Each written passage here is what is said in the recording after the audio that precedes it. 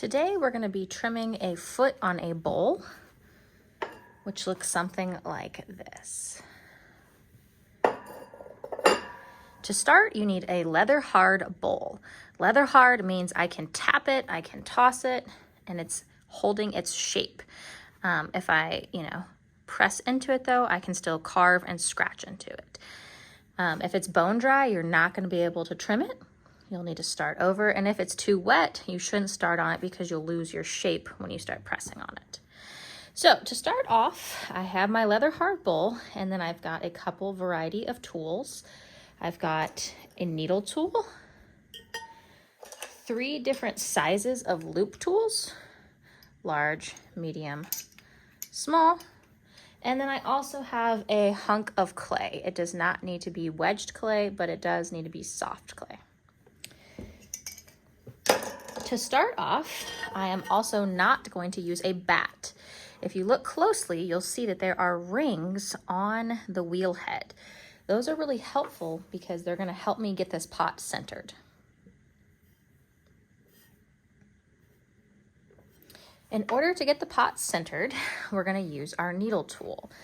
If we don't get the pot centered, when we start shaving on it, we'll end up with one side that's really thick and one side that's really thin. Kind of what happens when you're throwing and it's off center. So I'm going to get the wheel spinning at a medium to slow pace. I like to keep my left hand on top of the project to keep it from flying away. Okay, I'm not pressing down, I'm just kind of feeling if it's starting to fly. And what I'm going to do is bring this needle tool slowly towards this edge. I don't need to do right here, and I don't need to do down here because this is the part that I'm going to be shaving on. So I want to center that portion of the bowl. So I bring the needle tool towards the project with steady hands. Once the needle tool touches, I stop moving forward. So if you notice, it's scratching only in one part of the bowl. So I stop the wheel and I find my scratch lines, which hopefully you can see. Let me zoom in a little. Okay. So there are my scratch lines. And what I'm going to do is actually scooch the project away from the direction of where my scratch lines are. So it's going to look something like this. I use 2 hands and I give a little baby scooch. I'm then going to hold the top and wipe my lines away so I don't get confused because I'm going to test and see if it's centered again. So we're going to start off getting the wheel spinning. Left hand's just gently holding, bringing the needle tool towards the bowl. Once I scrape, I stop moving forward.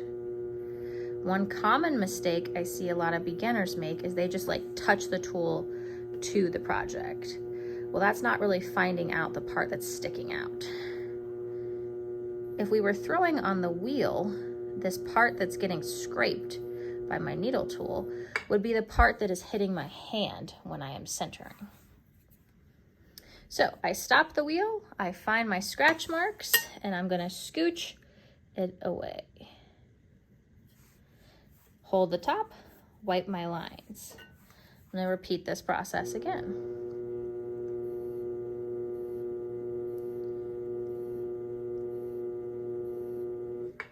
Okay, I'm scratching here. So I'm going to give it a little scooch that way. As you notice, the scooches I'm making are getting smaller and smaller because I am getting closer to being centered. You also might notice that the needle tool is almost scraping all the way around. So I'm really scraping everywhere except for right here.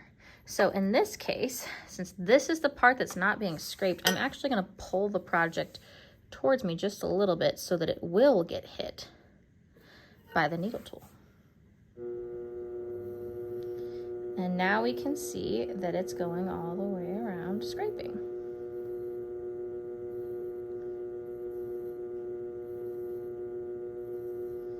It's kind of scraping a little bit harder on that side, so I might give it one a little more push. Okay, so I use the needle tool to identify the part of my project that's sticking out. Then I give little scooches so that the project gets in the middle of the wheel. before I start trimming. That is step 1, centering. Step 2 is I'm going to get the project to be pinned down using 3 pieces of clay. Always 3. If you ever notice you have a table that has 4 legs, it tends to wobble. 3 is more stable. So I'm going to hold the top of my pot because I don't want this to move anymore. If it moves now, it's going to be off center. So I'm going to hold the top and I'm going to push this piece of clay on, making sure my bowl does not move. I'm going to rotate it a little bit, hold the top,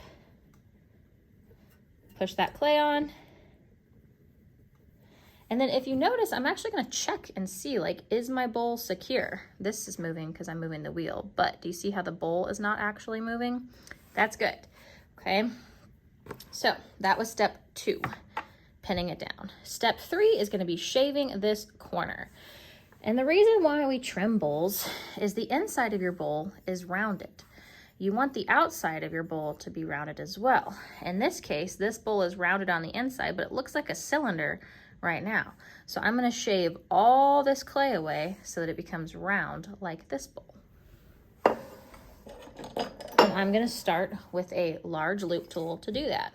So I'm going to get it spinning, and I'm going to keep my left hand always here just so I can feel if it's going to fly away. And I'm going to shave this corner. I am using my finger right here to kind of press down so that it actually shaves away. I'm getting these nice, beautiful loops. Okay, if the clay is like really sticking to your tool, then that means your clay might be a little too wet. If the ribbons aren't staying together, then that means that the clay is a little too dry. And I'm really being pretty aggressive here because this part is always the thickest part of your bowl.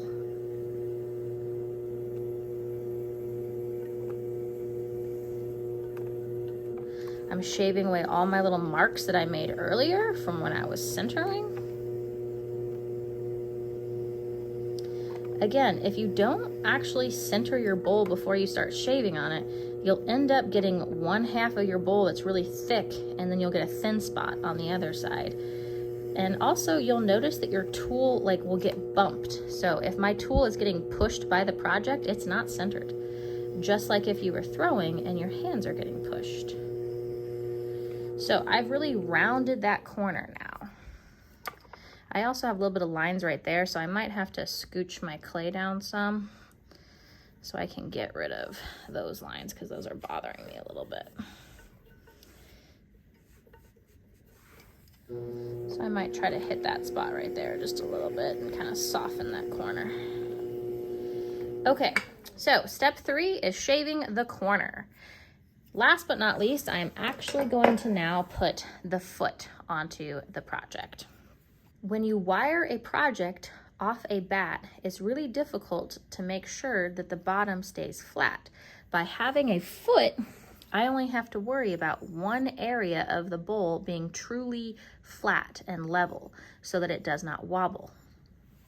To start with the foot, I'm going to use a small loop tool. I personally like using the kind of angled side, but there's also a rounded side usually to your loop tool. I'm going to start by hitting the outside of this project, kind of making the outline of my ring, and then I'm going to make a line on the inside. I can always make my foot thinner, but I can never make it thicker. So you want to start by making it kind of chunky. Okay, so that's about a little more than 1/4 of an inch, closer to 1/2 inch thick. Now, here's where people mess up a lot, is they accidentally shave this away. But this ring is what is going to stay. This part in the middle is gonna go, and this edge right here is gonna go. So one trick I like to tell beginners is keep your finger on the part you're not wanting to shave. You're less likely going to shave it because your finger is there in the way. So I make that corner nice and round. And then now I'm going to shave away the middle.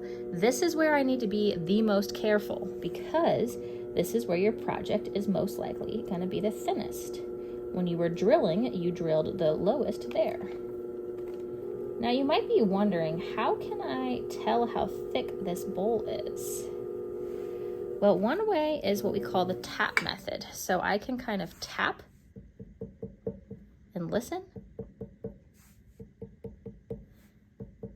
and hear that they sound pretty similar, which means they're going to be similar thickness. You also, before you start trimming, really want to kind of feel your bowl and see where it is the thickest. Last but not least, you want to make sure to clean it up all the way. Get rid of any little crumbs and lines. And then you can also do decoration while you're here. So if I wanted to, I can make lines on purpose. I could hold this tool like this and make some lines for fun, for decoration. I could then stop the wheel and I could do some vertical lines or make flowers, whatever floats your boat. So that is how you trim a bowl. And I need to not forget to carve my name.